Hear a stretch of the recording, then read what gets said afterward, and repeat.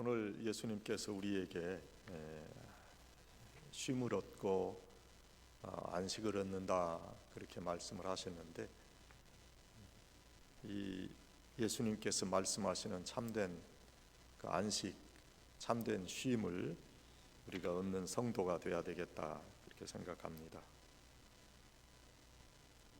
우리가 지금 코로나 시대를 살아가지만 그래도 분주하지요.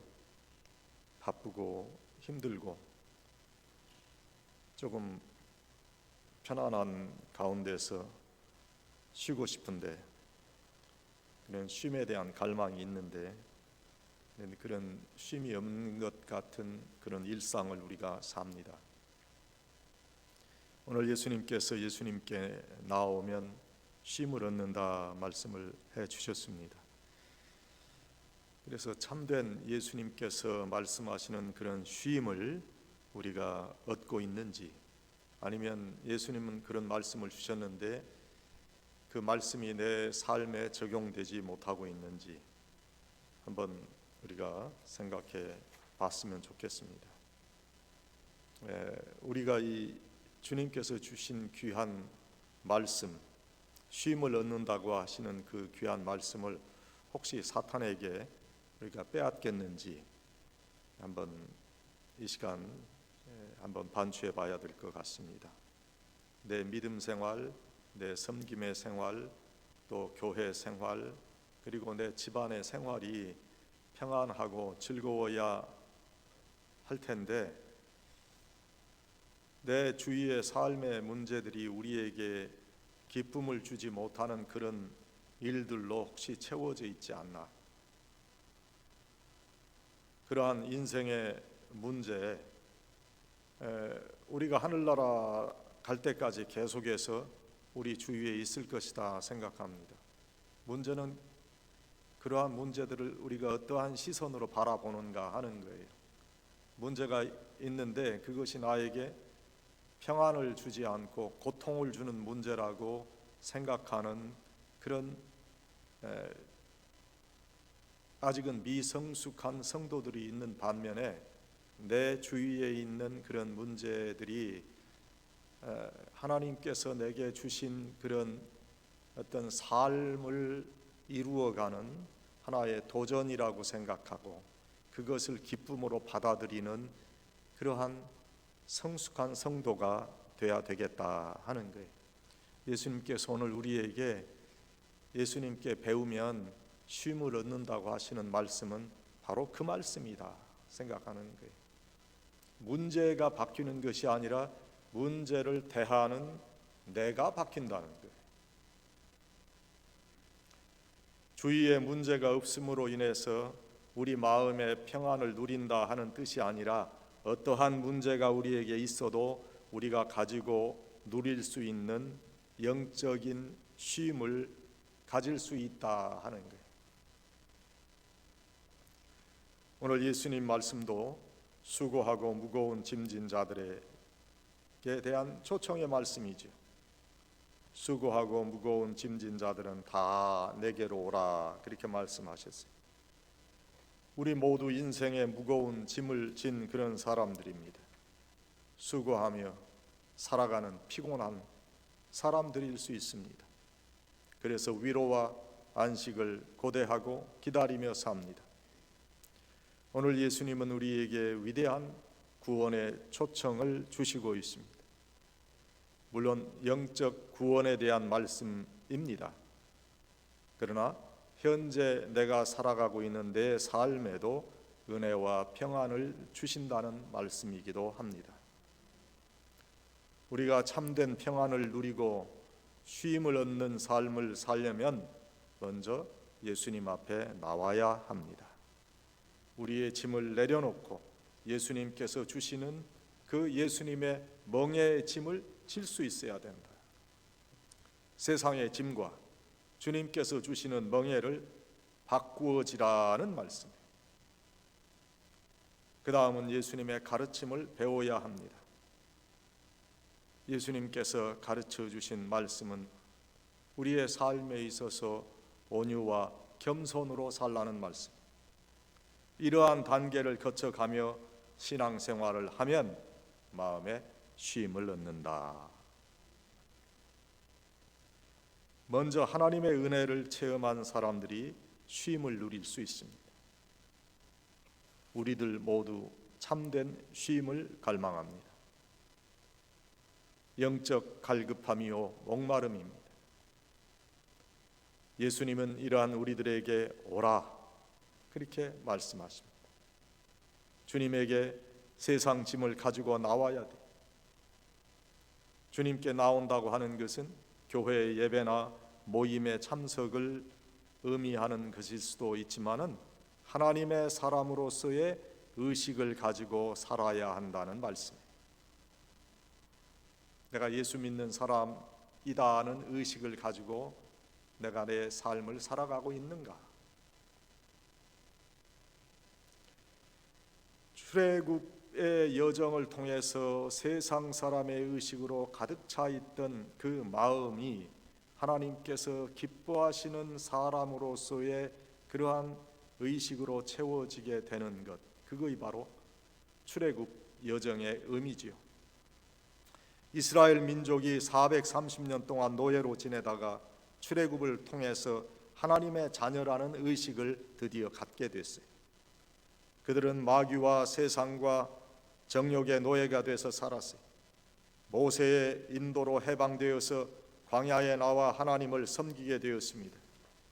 구약의 출애굽의 역사는 신약의 예수님과의 만남을 상징적으로 표현하는 겁니다. 출애굽했다는 것은 세상의 무거운 짐을 가지고 이제 예수님께 나와 예수님께 맡겨버리는 것을 뜻하는 거예요.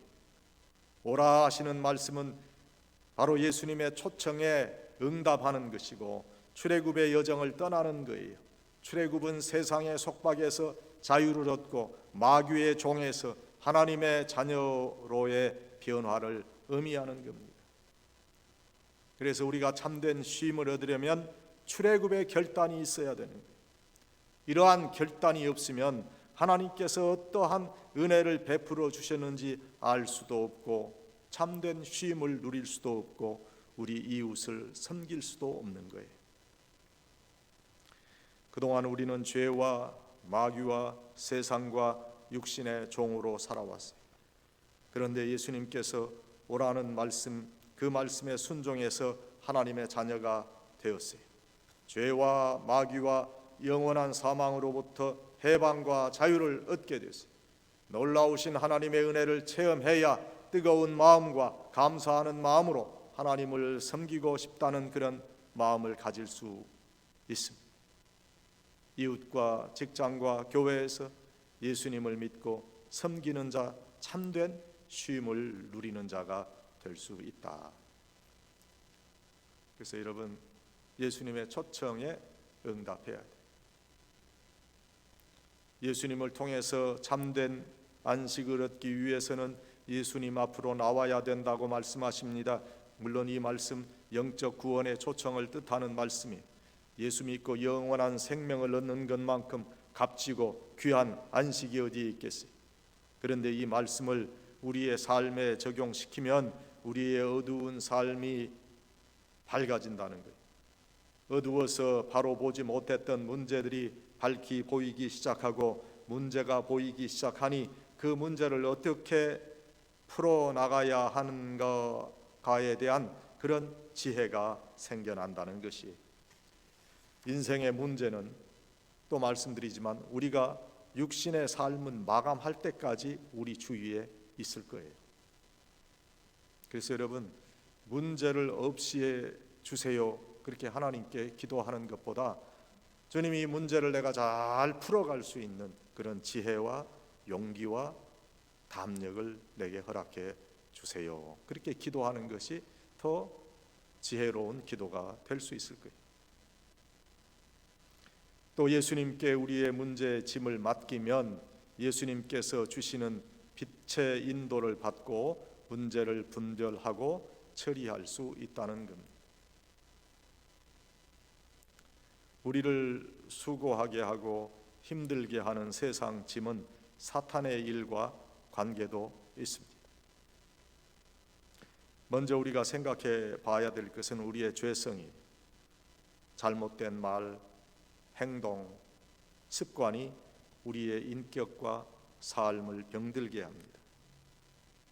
세상은 우리의 죄성을 부추기며 세상의 사고방식과 가치관을 가지고 살아가라고 압박합니다.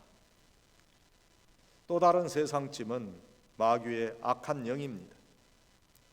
우리는 때때로 마귀의 권모술수에 넘어갈 때가 있어요. 이러한 악한 영의 일들, 세상적인 가치관과 육체적인 욕망과 이생의 자랑과 같은 그러한 세상 짐을 예수님께 가지고 나와야 하는 거죠. 이 짐을 예수님께 맡기고 사는 사람이 하나님을 섬기고 참된 쉼을 얻을 수 있습니다. 우리는 예수님 믿고 하나님의 은혜로 엄청난 변화의 모습을 느끼고 살지요. 과거의 내 모습을 생각하면 내 자신도 부끄러운 일들이 얼마나 많았는지 몰라요.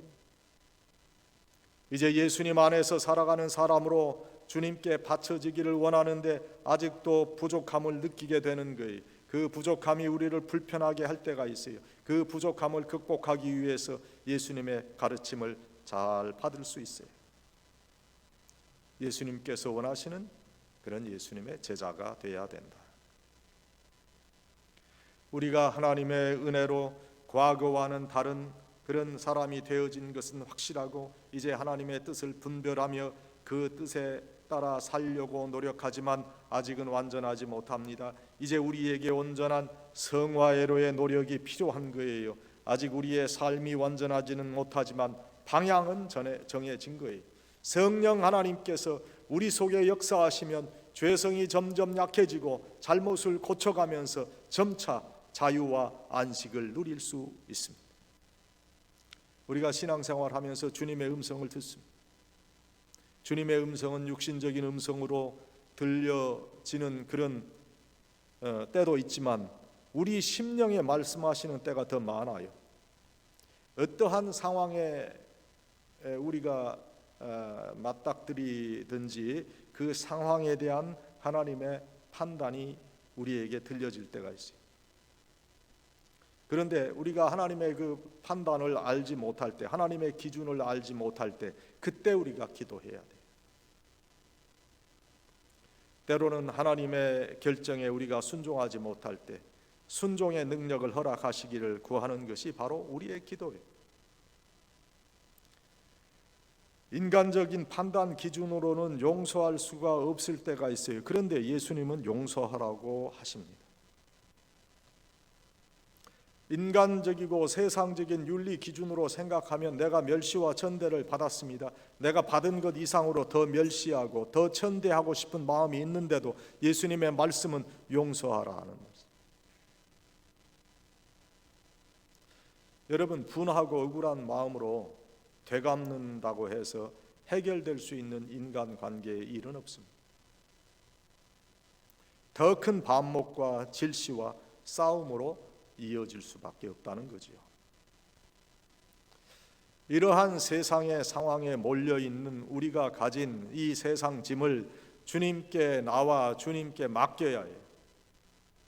인간관계의 짐뿐만이 아니라 우리가 살면서 실제적으로 씨름하며 부딪히는 그런 경제적인 짐이 있잖아요. 그 짐도 주님께 맡기세요. 그 짐에서 놓여 쉼을 얻게 하신다고 하셨는데 이제 우리 주님께 평안한 안식을 주시기 위해서, 주님께서 풍성함을 주시기 위해서 기도하고 구해야 돼요. 하나님 믿으면 영적인 귀한 은혜, 풍성함도 얻지만 분명히 하나님께서 우리에게 경제적으로도 풍성한 은혜를 주세요. 어떤 이들은 자꾸 그런 이야기하면 기복신앙이라고 그러는데 저는 하나님께서 주신 축복을 받는 하나님의 백성이 되어서 주신 하나님의 그 귀한 풍성함을 자신과 또 하나님을 섬기고 다른 사람을 위해 베푸는 것이 그게 온전한 성도의 모습이라고 생각합니다. 내게 돈이 있으면 돈을, 시간이 있으면 시간을, 재주가 있으면 재주를 나누어 주고 칭찬과 격려 베풀기를 좋아하고 대가를 바라지 않는 것. 아첨과 칭찬의 차이가 무엇인가? 여러분 그 어떤 차이가 있다고 생각하세요? 사람들이 이렇게 보통 인간관계 속에서 나를 칭송하는 그런 이야기를 듣잖아요. 그런데 아첨은 대가를 바라. 그런데 칭찬하고 칭송하는 것은 대가를 바라지 않는 거예요. 여러분 우리 삶에서 그런 걸 많이 경험하지 않아요?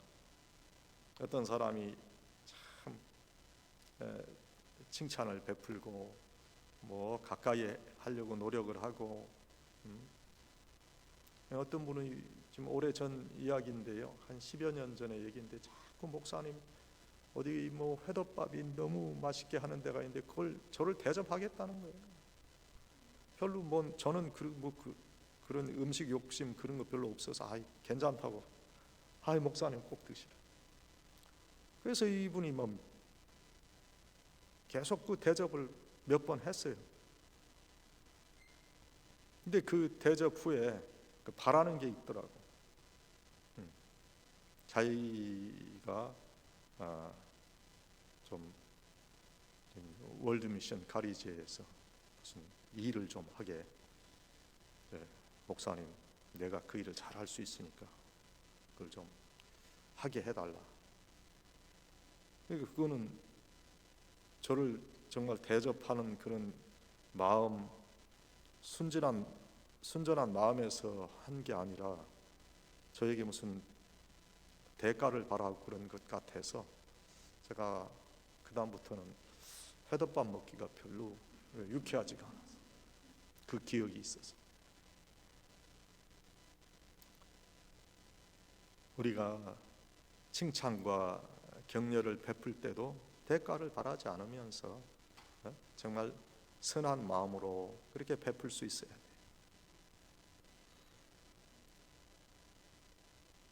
주는 것은 심는 거예요.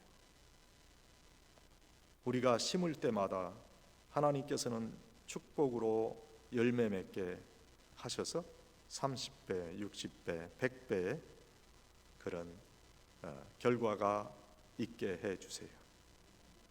여러분 인간관계의 문제와 삶의 문제를 가지고 그 짐을 가지고 예수님께 나오세요. 예수님을 만나서 예수님께 묻고 예수님의 뜻을 따라가면 참된 안식을 얻을 수 있을 겁니다. 그 다음에 예수님의 온유와 겸손을 배워야 돼요. 예수님께서 수고하고 무거운 짐 진 자들에게 말씀하십니다. 나는 마음이 온유하고 겸손하니 나의 멍에를 메고 내게 배우라. 예수님의 온유와 겸손을 배우는 것이 바로 안식을 얻는 두 번째 단계의 우리의 행동이에요. 우리가 온유하고 겸손하게 사는 것이 그리스도인의 덕인 줄 알지만 여러분 그걸 제대로 지키고 산다고 생각하십니까? 우리가 이렇게 살지 못하면 우리에게 안식 없어요. 현실적인 면에서 좀 더 온유한 자가 되고 겸손한 자가 되어야 예수님의 가르침을 실천하는 자가 되는 것이고 참된 안식을 얻을 수 있는 사람이 되는 겁니다. 여러분 조금 더 품을 수 있을 때까지 좀 품어보시고 그리고 우리 모두 따뜻한 그런 마음을 서로 가질 수 있도록 노력해야 될 것이다. 그렇게 생각해요.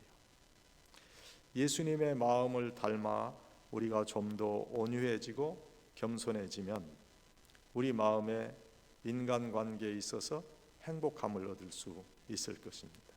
안식을 가질 수 있어요.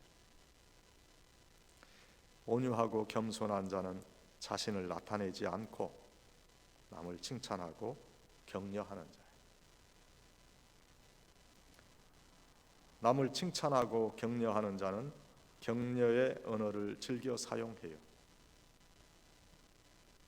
격려와 칭찬은 대가성이 없는 순전한 마음으로부터 나오는 것이지요. 격려의 언어가 필요하지 않은 사람 아무도 없어요. 부드러운 온유한 그런 말씀의 위로를 누구나 다 바랍니다. 그래서 한동안 그런 책이 있었잖아요. 칭찬은 고래도 춤추게 한다. 칭찬을 받으면 고래도 물속에서 춤을 춘다는 거예요. 하물며 사람은 어떻겠어요? 온유한 마음은 이웃을 진정으로 이해하면서 표현되는 마음이지요. 긍휼함을 가진 마음에서 흘러나오는 마음이에요. 기가 죽었다 하는 그런 우리말 표현이 있어요. 우리 주위에 기 죽은 사람에게 온유한 마음으로 격려의 말을 해 주세요. 다들 기가 죽었다고 하는데 기를 살려주는 여러분들이 돼야 돼요. 남편이 어려울 때, 사업 때문에 힘들어할 때 격려해주는 아내가 돼야 돼요. 사업에 실패한 것이지 당신 자신이 실패한 것은 아니라 얘기할 수 있어야 돼요.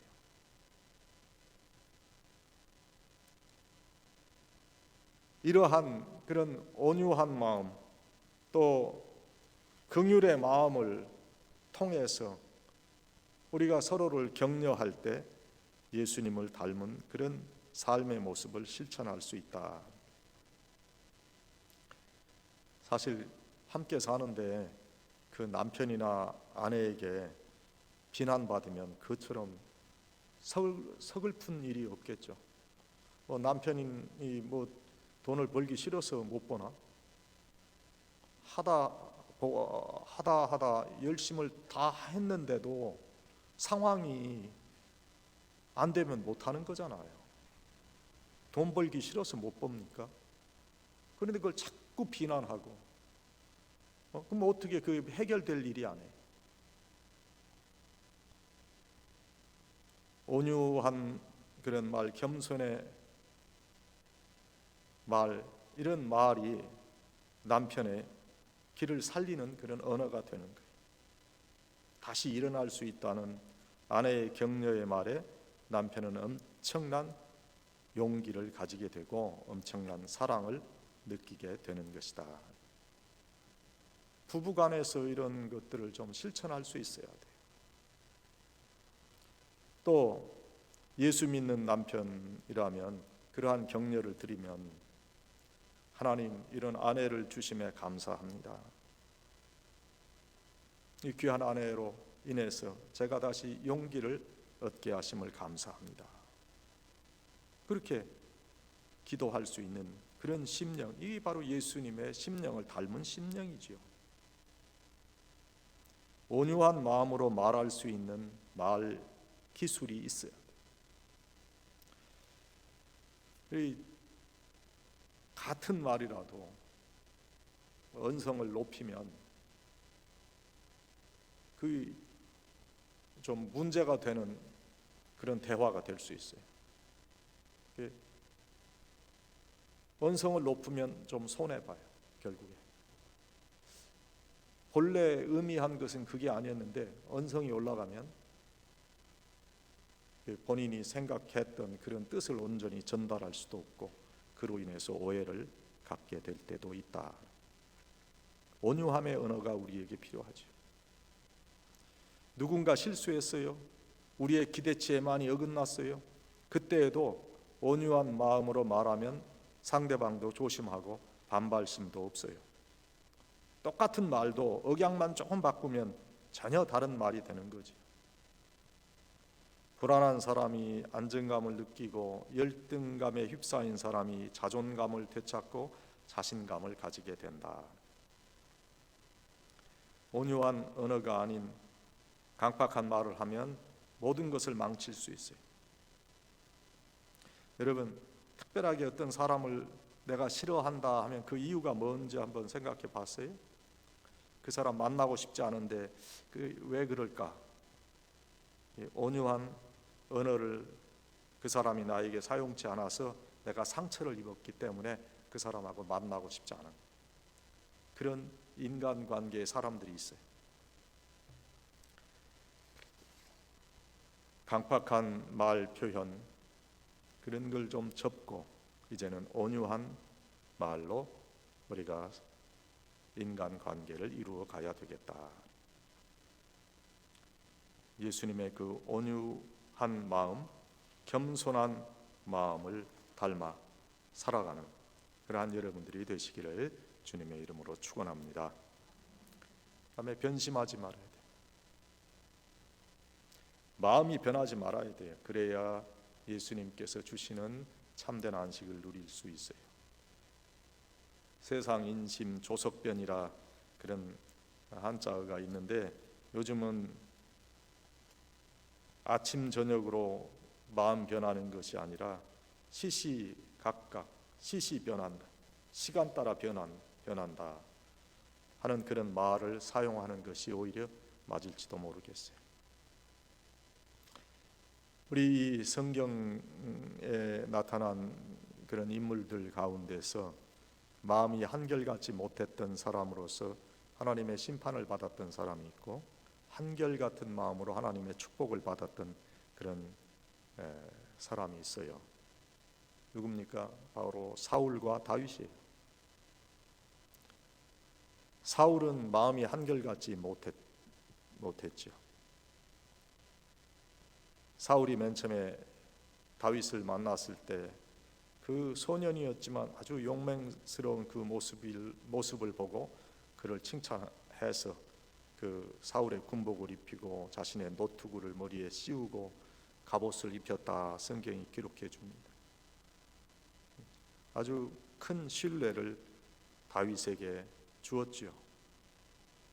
그런데 이제 전투 후에, 그 골리앗과의 전투 후에 다윗이 칭송을 받으니까 이 마음을 바꾸어서 그를 죽이려고 했어요. 또 이 다윗에게 딸을 주기로 했죠. 처음에는 큰 딸인 메랍을 주려고 했다가 마음을 바꾸어서 둘째 딸인 미갈을 아내로 줍니다. 그뿐이 아니죠. 다윗이 엔게디 황무지에 사울의 추격을 피해 숨어 있을 때 굴 안에 들어갔다 다윗의 칼에 죽을 뻔한 적이 있잖아요. 그 위기의 순간에서 이 다윗이 자기를 죽이지 않음을 알고 소리내 울잖아요. 내 아들 다윗아, 다윗아, 이것이 내 목소리냐? 나는 너를 학대하되 너는 나를 선대하니 너는 나보다 의롭도다. 그런데 그 후에도 계속해서 다윗을 죽이고자 했던 그의 모습을 성경은 기록해 주고 있어요. 또 선지자 사무엘의 그 명령을 듣고 선지자 사무엘의 말씀대로 행한다고 해놓고도 그 약속을 지키지 않잖아요. 블레셋과의 전투에서 사무엘이 7일 후에 길갈에 도착해서 여호와께 번제와 화목제를 드린다고 했는데 사무엘이 도착하지 않으니까 사사가 드려야 할 제사를 본인이 드리는 망령된 행동을 하고 말았다. 제사를 드리자마자 사무엘이 왔어요. 조금 더 기다리면 약속대로 사무엘이 도착해서 제사를 드릴 수 있었는데 조급한 마음에 약속을 저버리고 제사를 드렸다. 마음이 변한 것입니다. 오늘 우리는 이러한 변심의 자세를 가지고 살지 않습니까? 하나님을 믿음에 있어서도 마찬가지. 한 번 믿기로 작정했습니다. 끝까지 믿음의 도리를 굳게 지켜야 되는 거죠. 사울 왕의 결정적 실수는 하나님과의 관계에 있어서 신실함을 상실했던 거예요. 블레셋과 길보아산 전투를 앞두고 하나님께서 금하신 신접한 여인을 찾은 겁니다. 어떠한 상황 가운데서도 하나님께 묻고 하나님의 응답을 받아야 했음에도 불구하고 신접한 여인을 찾는 실수를 범합니다. 그는 이스라엘 민족의 왕이었어요. 하나님께서 인도하시고 선택하셔서 축복해 주신 민족의 왕이요, 하나님과 동행한 그들의 삶이 그들의 역사가 되었던 민족이에요. 그런데 이 왕이 하나님께서 주신, 하나님께 묻고 하나님께 의지해야 될 그런 자세를 버리고 이러한 참으로 망령된 행동을 했다. 신문에 며칠 전 제가 보니까 목사들이 역수론에 드나든대요. 그 보도가 사실이 아니기를 바랍니다. 그러면서 그 뭐라고 썼냐면, 그 역수론은 이건 점이 아니고 역술이기 때문에 내 고객 중에는 목사들이 많다. 목회가 세상 잡입니까? 기가 막힌 기사가 일간지에 실렸어요. 여러분들도 봤을지 모르겠어요.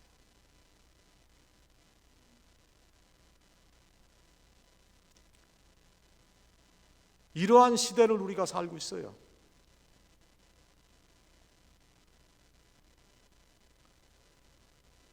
하나님을 믿는 사람은 하나님께 인생을 걸고 사는 사람들이에요. 구약 성경에 보면은 이 신접한 자를 쫓아다니는 사람들, 점치는 사람들, 박수무당 다 죽이라고 그랬어요.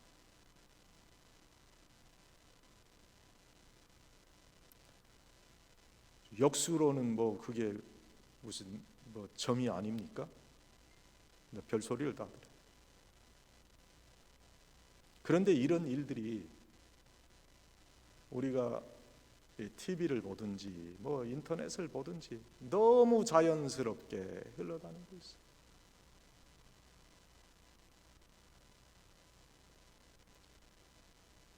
하물며 하나님과의 관계, 그 신실함을 가장 근본적인 것으로 믿고 살아가는 하나님의 백성들이 이런 짓을 한다고 하는 것은 저는 하나님께서 결코 용서하실 수 없는 거예요.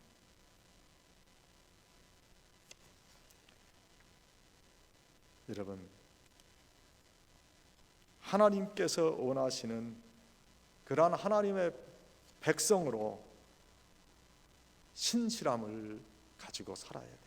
어떠한 상황 가운데서도 하나님을 믿는 하나님의 백성으로서의 그 믿음을 저버리고 세상으로 나가서는 안 돼요.